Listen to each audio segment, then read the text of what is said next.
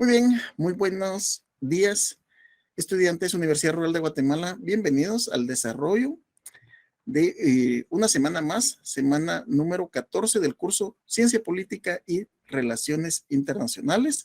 Nos encontramos en el código FG 736 y para hoy tenemos el tema del Convenio de Viena, que ya lo hemos estado tratando, ya sabemos de qué se trata, pero en este caso su apéndice sobre lo que son las relaciones consulares.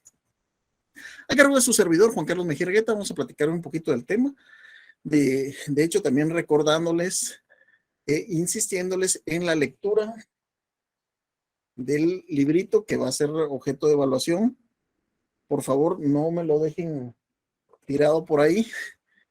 No me lo dejen tirado por ahí. Necesito que continuemos con la lectura. Vamos a ver si en la próxima clase vamos a hacer una práctica más, una plática más sobre este tema. Tenemos como objetivo de clase, pues, que el estudiante, en primer lugar, que conozca el Convenio de Viena y en este caso vamos a hacer referencia sobre las relaciones consulares. Bien, entendamos esto. Ojo con esto. Esto es nada más la punta del iceberg de los múltiples conocimientos que deben de tener ustedes en relación a lo que es el Convenio de Viena. El Convenio de Viena no es uno en sí y por eso no se me vayan a perder en relación a las fechas. Y por eso también les pido que investiguen, y se los digo, en su laboratorio número 2 les viene investigar y entender todo lo que respecta al Convenio de Viena. La Convención de Viena sobre el derecho de los tratados celebrados, ojo, entre estados y organizaciones internacionales. Bueno, ¿quién me puede mencionar el nombre de dos estados? Rápido, rápido, avancemos para ver de qué estamos hablando. Nombre de dos estados.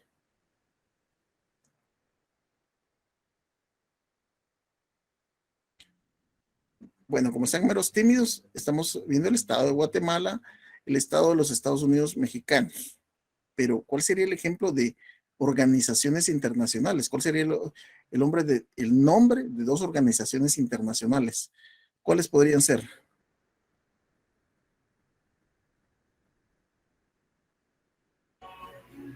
La ONU, La ONU, ¿qué es? ¿Qué significa ONU? Organización Naciones Unidas. De las Naciones Unidas. Otra, La OTAN podría ser. ¿qué significa? Organización del Tratado del Comercio, no, del Del, Atlántico. ¿Cómo es? del La OMS Atlántico Norte. Norte. Ah, sí, Atlántico Norte. Ok, muchas gracias a los compañeros. Bueno, entonces ahí pues se podemos dar cuenta, una es relación entre estados, otra relación entre organizaciones. ¿Por qué? Porque una organización conlleva varios estados. O sea, la ONU, imagínense la cantidad de estados que le pertenecen. La OTAN, la cantidad de estados que le pertenecen. Entonces, es un tratado internacional de 1986. Ojo con esto. Este tratado es del 86, que fue redactado para complementar, es un complemento al Convenio de Viena sobre los tratados que data de 1969. ¿Sí? Vean la diferencia de años, pero ¿qué es lo que pasa? Este es el Tratado de Viena sobre los tratados del 69, le aparecen fechas 63, pero van a ver por qué. Y el de 86 es propiamente sobre este tipo de organizaciones consulares. Hablando un poquito sobre el Convenio de Viena en general, por eso les digo, el Convenio de Viena. El Convenio de Viena sobre relaciones consulares es un tratado internacional que surge a partir de la conferencia codificadora. Ahí empezamos con la primera palabrita y no tan normal para nosotros. ¿Qué es una codificación? Una conferencia codificadora es de que, les voy a poner un ejemplo. Se reúnen ustedes, yo les digo, miren, ustedes me van a realizar el código del estudiante de Relaciones Internacionales de la Universidad Rural de Guatemala. Están generando un código, es decir, una norma, una normativa. En este caso, pues esta conferencia tenía como propósito codificar, es decir, crear las diferentes normas para las relaciones consulares. ¿Ya? esto fue convocado por la Organización de las Naciones Unidas en marzo de 63 en la ciudad de Viena, Austria. La conferencia fue terminada el 24 de abril del 63 cuando fue abierto para firmas. Okay. Entonces, una cosa es la convocatoria. Se convoca con tal objetivo. Otra fecha es cuando se reúnen y realizan el código, o en este caso ese conjunto de normas que van establecidos. Eso es un código o codificar. Y finalmente estamos cuando se abre para que lo firmen. Ojo, en este caso, esta firma no quiere decir, miren, vamos a firmar todos los que participamos en la realización. No quiere decir que lo estoy aceptando, estoy diciendo que yo participé en eso. Por otro lado, tenemos que las disposiciones de la Convención de Viena sobre relaciones diplomáticas de 1961 sirvieron de base en la elaboración de este tratado. ¿Qué significa esto? Y ya saben que vamos preguntando, es algo que ustedes tienen que saber y me van a investigar. Seguimos con las investigaciones y ya saben qué es lo que hago yo con las investigaciones. No creo que sea necesario repetirlo. En este caso, son situaciones que pueden ser sujeto de examen. ¿Cuál es la diferencia entre la actividad diplomática y la actividad consular? Con eso vamos a partir del próximo día de examen. Lo anoto por acá.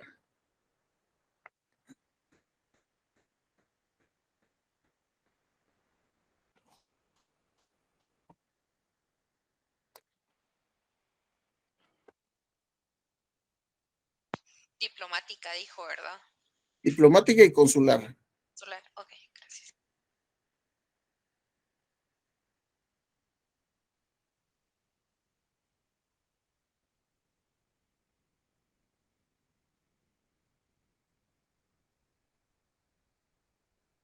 Entonces, ¿qué es lo que podemos entender de esto? Que hubo inicialmente, como parte del convenio de Viena, una convención sobre relaciones diplomáticas, pero estas fueron base para la que estamos hablando. Y hoy estamos hablando de el convenio de Viena sobre las relaciones consulares. Eso nos coloca que son dos situaciones diferentes. ¿Sí? Sobre el contenido, aquí estamos tocando bases nada más, o sea, tips básicos, no estamos entrando de lleno. Yo les pido por favor que hagan su respectiva investigación.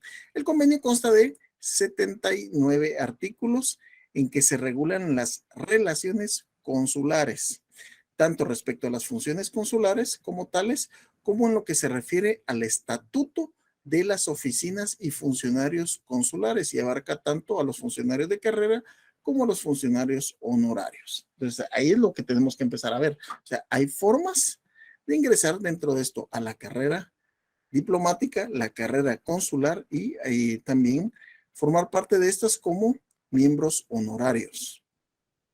Pero esto es algo que debemos de entender. Por otro lado, cuando estamos hablando de los estados parte, es decir, estos estados que han participado en esto, presentaron la versión definitiva. Todos los 95 estados presentes firmaron la versión definitiva, lo que indica la intención del estado de tomar medidas para expresar su consentimiento en obligarse por el tratado en una fecha posterior. Ahora bien, ¿qué sucede? Fíjense pues, ¿qué sucede con las relaciones? Les pongo un ejemplo. ¿Se recuerdan que les dije? Digamos que todos son miembros este es un primer semestre de la carrera de Relaciones Internacionales. Entonces yo les digo, ustedes se van a reunir y van a conformar un reglamento. Ok, van a conformar un reglamento. La pregunta acá es, ¿qué pasa si alguien no quiere cumplir ese reglamento? Miren, yo no estoy de acuerdo con ese reglamento porque ahí dice que tenemos que entrar todos temprano. Yo no puedo porque yo siempre voy a venir tarde porque estoy trabajando, porque no tengo transporte y situaciones así. Bueno, entonces siempre no todas las personas están obligadas a aceptar este tipo de convenios. Es importante recordar que los estados que no son parte de la convención siguen regulando sus relaciones consulares por la costumbre internacional y por los tratados internacionales. Aquí son dos situaciones. Por ejemplo, cuando estamos hablando de la costumbre y las tradiciones son situaciones diferentes. Les pongo un ejemplo.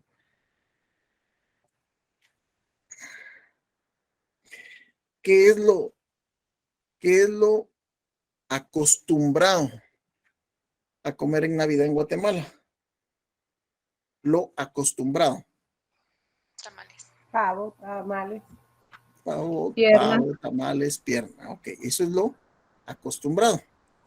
Entonces, en este caso, la costumbre no es más que una actividad repetitiva y heredada por nuestros ancestros. Es lo que se ha hecho tradicionalmente. Uno está tan, pero tan acostumbrado a las cosas de su país que cuando uno tiene la oportunidad de viajar a otros estados, es que se realmente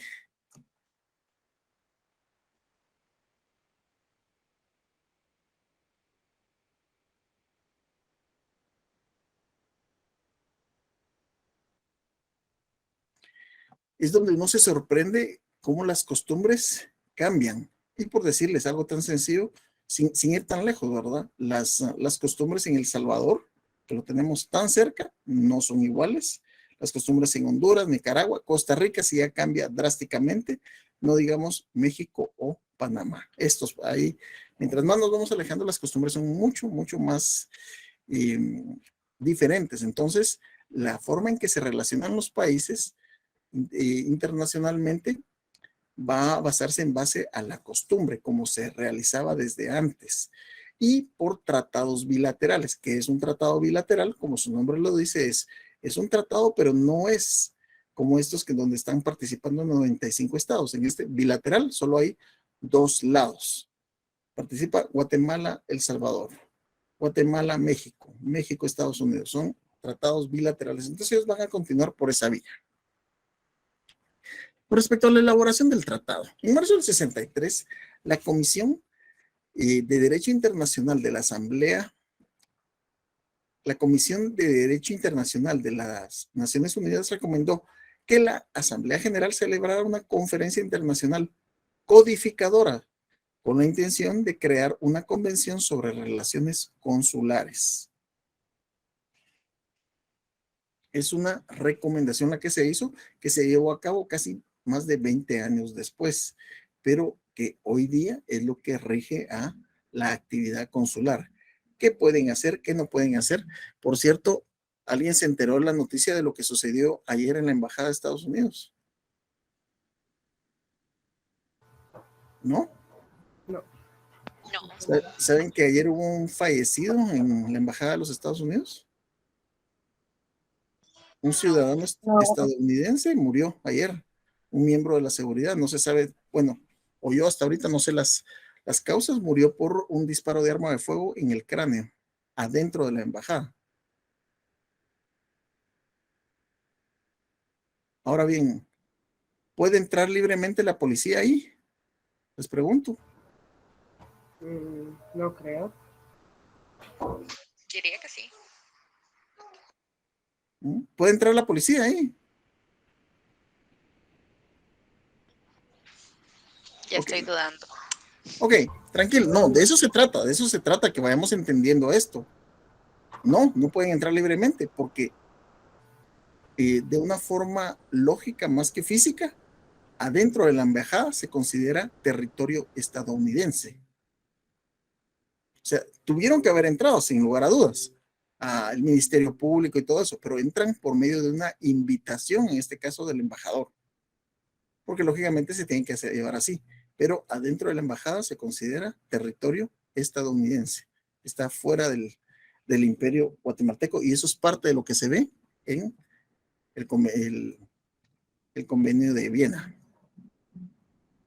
El objetivo de la conferencia que se estaba proponiendo en este entonces era codificar a través de una convención internacional sobre relaciones, veamos los términos que se van a utilizar, sobre relaciones, privilegios e inmunidades consulares para contribuir al desarrollo de las relaciones amistosas entre las naciones, prescindiendo de sus diferencias de régimen constitucional y social. O sea que independientemente de las costumbres que tengan entre todos ellos, se llevan a cabo de esta forma. Esta semana, dicho sea de paso, fue que, no sé si fue esta semana o la semana anterior que les comentaba de que la embajadora de Ucrania, pero Ucrania tiene embajadas en todos los países y así como en países pequeños como Guatemala, coloca como que un embajador que le da cobertura a 3 países. A nosotros nos da cobertura la que le da cobertura a México y vino a visitar a Guatemala.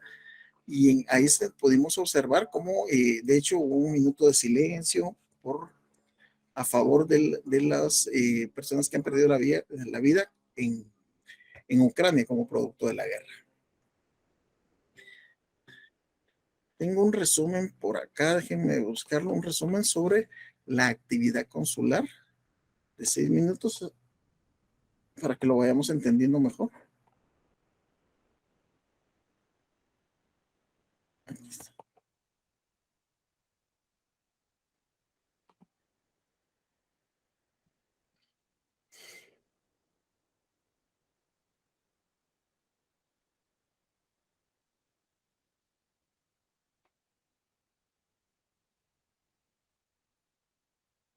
La Convención de Viena de 1963 sobre relaciones consulares.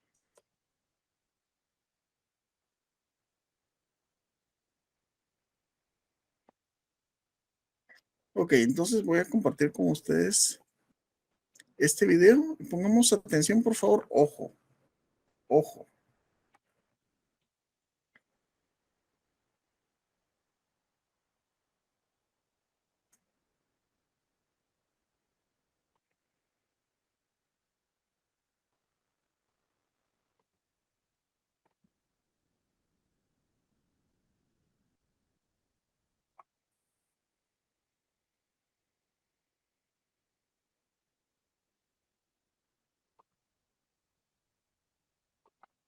Celebrada en Viena del 4 de marzo al 24 de junio.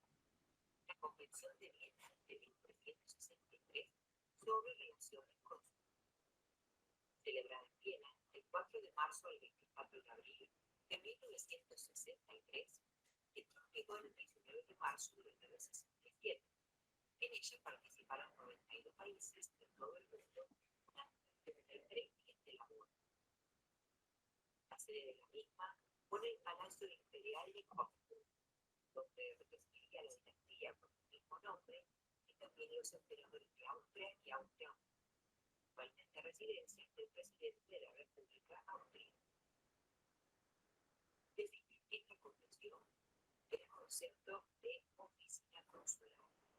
Dice que la representación de la administración de un Estado en el extranjero.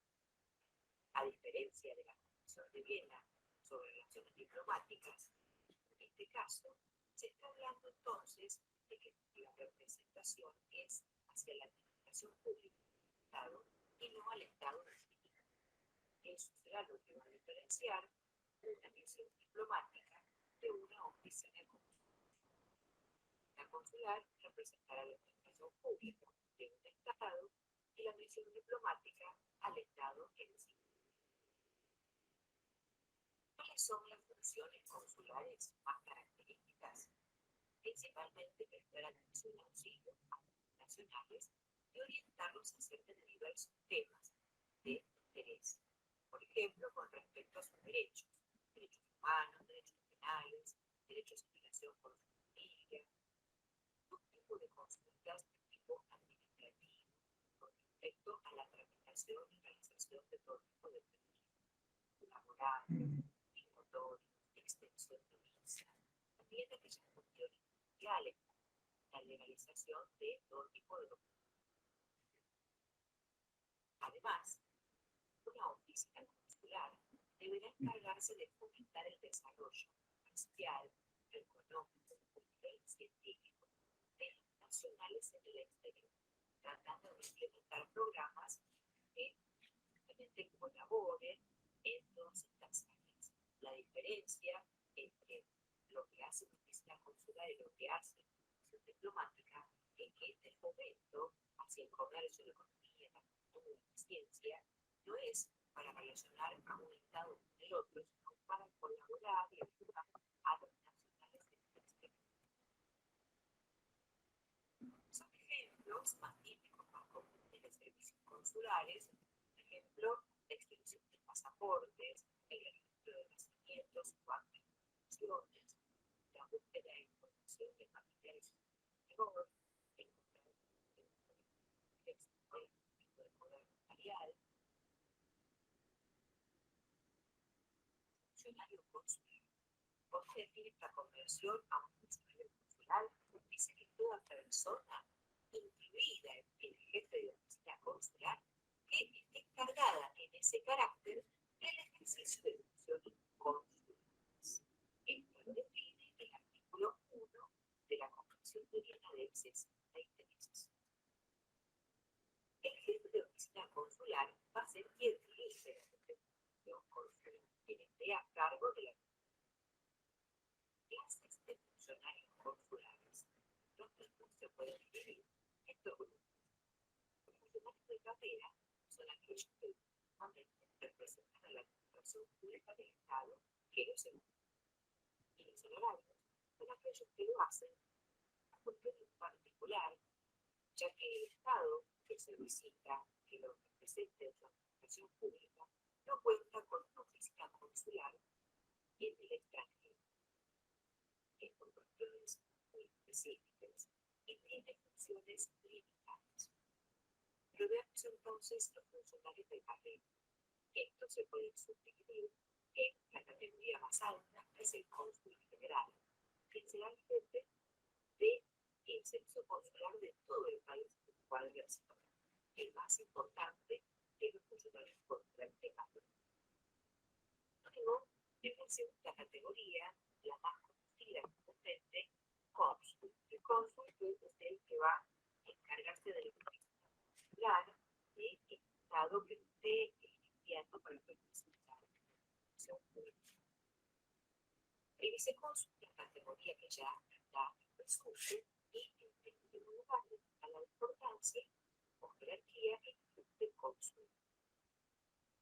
Vemos en pantalla podemos decir entonces que el consular tiene la representación de la administración pública del Estado y que las funciones principales se encuentran proteger a los nacionales del Estado sobre cuestiones relacionadas con el territorio, con los familiares, con la existencia de desarrollo social, económico, cultural, científico que sirva para esos nacionales. Personas que se encargan de que dije son consular, se llama consular como jefe. Las consulares van a dividir en aquellos que son de carrera y aquellos que son honorarios. Y concluir así por su educación. Ok. Bueno, alguien que me diga qué entendemos entonces que hace una oficina consular. En pocas palabras, ¿qué hace?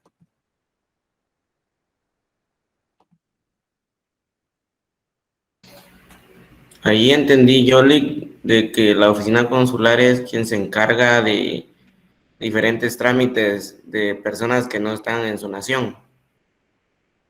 ¿No? ¿Sí? ¿Alguien Ajá, más? como lo digo ahí, acta de difunción, matrimonios, acta de nacimiento, etcétera. La última, muy bien, muchas gracias, Luis. La última, la última presentación del video decía que en pocas palabras una oficina consular es la que representa a la administración pública en el extranjero.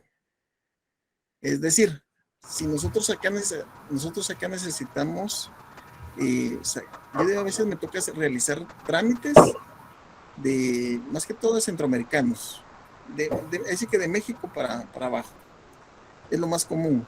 Quieren nacionalizarse, quieren contraer matrimonio, entonces me dicen, mire, necesito, para hacer eso, lo primero que necesito es su certificado de nacimiento. Pero voy a tener que viajar y no, vaya a su sede consular.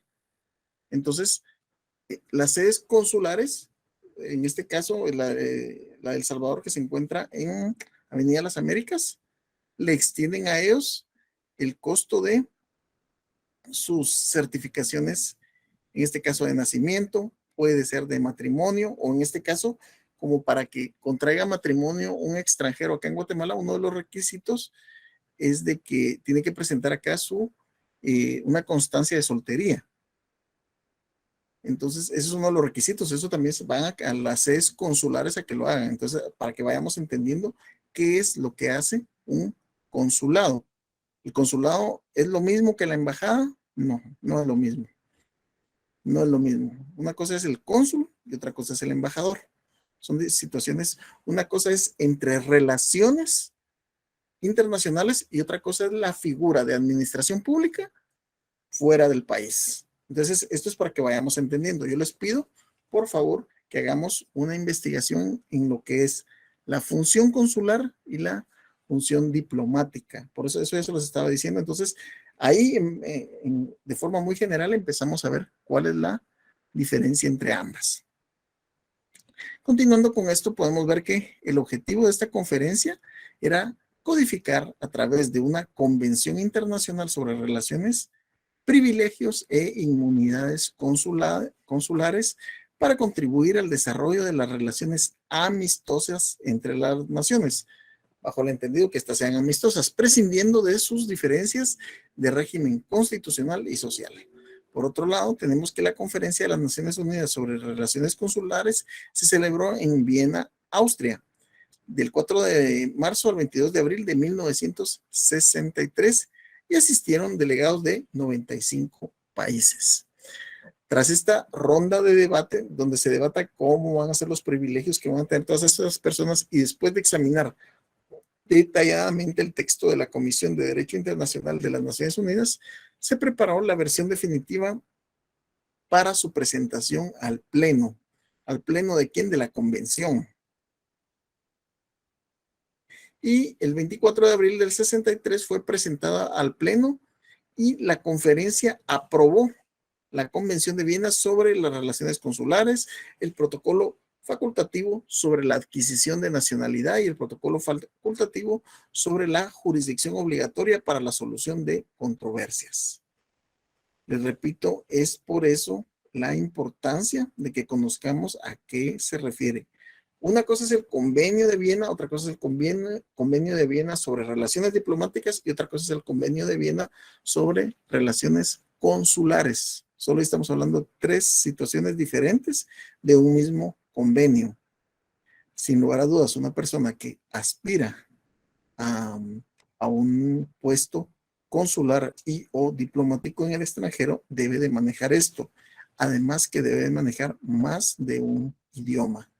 Sirva esto, mis estimados, para motivación de continuar aprendiendo más allá de lo que necesitamos. No sé qué, por eso les digo, no se queden solo con lo que estamos viendo acá. Veamos qué se necesita y les aseguro que ustedes se lo proponen y créanme que la vida, por utilizar un término, le devuelve a uno cuando se esfuerza uno por obtener algo. El documento original fue escrito en chino, español, francés, inglés y ruso, todos igualmente auténticos. Fueron depositados en poder del secretario general de las Naciones Unidas, que es el responsable de enviar las copias legítimas a todos los estados. Ahora bien, este es el segundo tema de investigación. Por favor, lo que debemos de investigar es en relación a lo que es la actividad de firma, ratificación y adhesión de tratados. Pero esto lo vamos a ver desde 2 ópticas. Desde la óptica internacional, es decir, cuando cuando acude un Estado parte, en qué consiste firmar, ratificar y adherirse a un tratado o convenio, y cuál es el procedimiento propiamente acá en Guatemala, cuando se firma, ratifica o se adhiere a un tratado propiamente acá en Guatemala. El tratado podría ser firmado por todos los Estados miembros de las Naciones Unidas o de algún organismo especializado. Estado parte en el Estatuto de la Corte Internacional de Justicia y cualquier otro Estado invitado por la Asamblea General de las Naciones Unidas a ser parte de la Convención. Esta es una situación, ¿verdad? Donde puede ser firmado por todos. En este caso, el plazo de la firma fue abierto del 24 de abril del 63 hasta el 31 de marzo del 64. Fue el tiempo para que se firmara, pero por eso les digo, estamos hablando de tres actividades diferentes. Una es la firma, otra es la ratificación, otra es la adhesión. Y de esto puede haber adhesión y también investiguen a qué se refiere que hacerlo con reservas. El Estado de Guatemala se adhirió al protocolo facultativo tal con tales o cuales reservas. ¿A qué se refiere eso?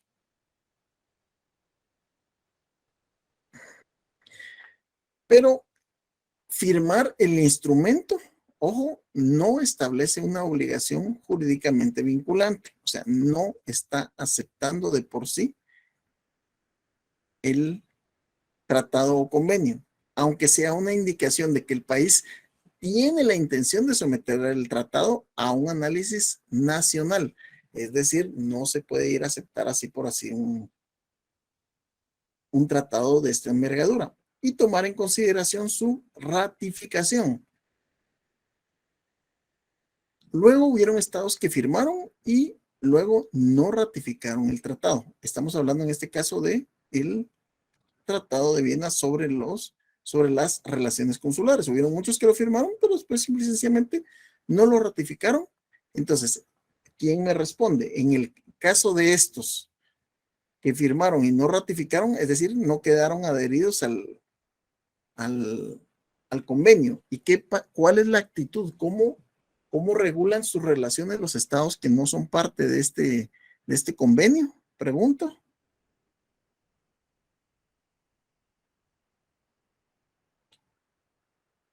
¿Cómo regulan sus relaciones los estados que no son parte del convenio?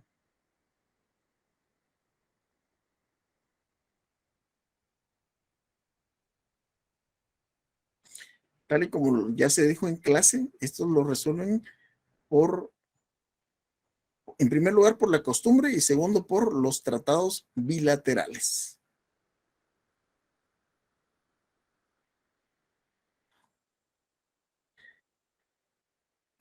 Es importante estas tres actividades o cuatro, como cuando les agregué el tema de firmar, ratificar, adherirse y o presentar reservas. Presentar reservas. Es algo muy importante, por favor.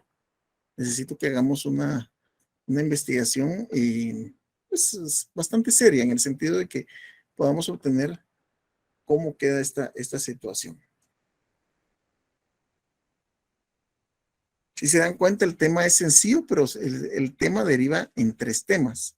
Es decir, convenio de Viena, el principal, convenio de Viena y sus relaciones diplomáticas, convenio de Viena y sus relaciones consulares.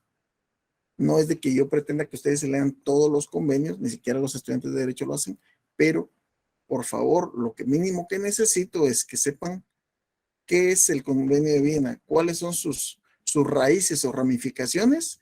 Necesito que sepan en relación al convenio de Viena de qué se trata, ya que podamos tener una plática. Sí, eso es lo que quiero, que tengamos una plática, que cuando hablemos del convenio de Viena, mire, ¿y qué tiene que ver el convenio de Viena con eso? Bueno, es un tratado firmado por tantos países y lo que acordaron fue tal o cual situación. Eso es lo que yo espero de los futuros licenciados en Relaciones Internacionales. Así es que, mis estimados, abro el último minuto para temas de dudas, consultas, sugerencias e inconformidades.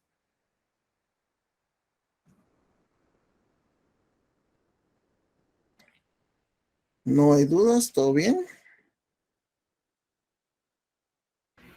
¿Qué hace un embajador, Blake?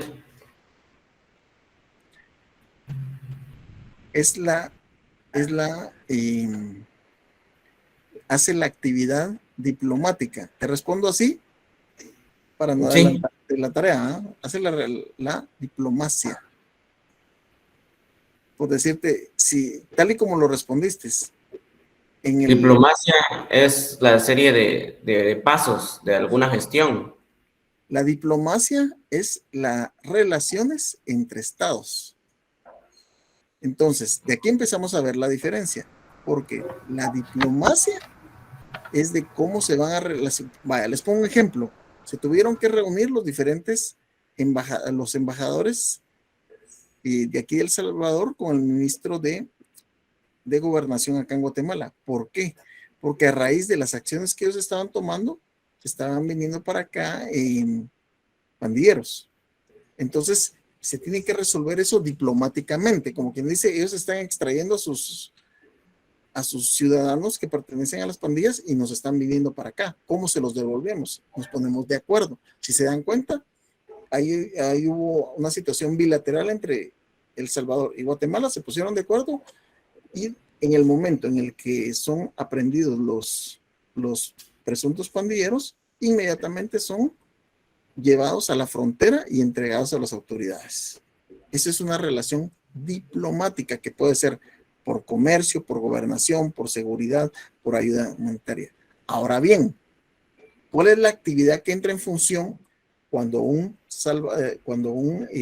este caso, un salvadoreño acá necesita algo de la función pública? Acá fuera de su país tiene que ir a buscar una actividad consular. Dentro de eso podemos ver los diferentes trámites. ¿Sí? Ahí no tiene nada que ver, no tiene nada que ver la relación diplomática entre estados. Es atender a su propio conciudadano. Sí, pues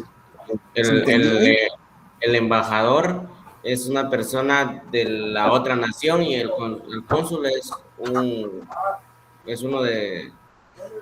No necesariamente. Es decir, el cónsul guatemalteco, el cónsul de Guatemala en Estados Unidos es guatemalteco y el embajador de Guatemala en Estados Unidos, los dos tienen nacionalidad guatemalteca, solo que uno tiene la función diplomática y el cónsul tiene la función de representar a la administración pública, es decir, resolverle las solicitudes a los propios guatemaltecos allá. El cónsul no tiene por qué estar viendo las relaciones comerciales, educativas y de todo ese tipo con el otro país. Lo que hace es representar a su administración pública, a su gobierno en otro país, para resolverle a sus propios conciudadanos. O sea que el consulado es el que se encarga prácticamente de resolver toda la papelería de cada persona, ¿sí lo entiendo yo? De sus conciudadanos, exactamente. Mientras que la parte diplomática que mira las relaciones entre los dos estados. Listo. Gracias, Lick. Gracias. Pero por favor, ahorita fue así muy a grosso modo, necesito una investigación más formal y más seria para que platiquemos de este tema al empezar la clase. Estamos terminando ahorita, vamos a dar por finalizar esta clase.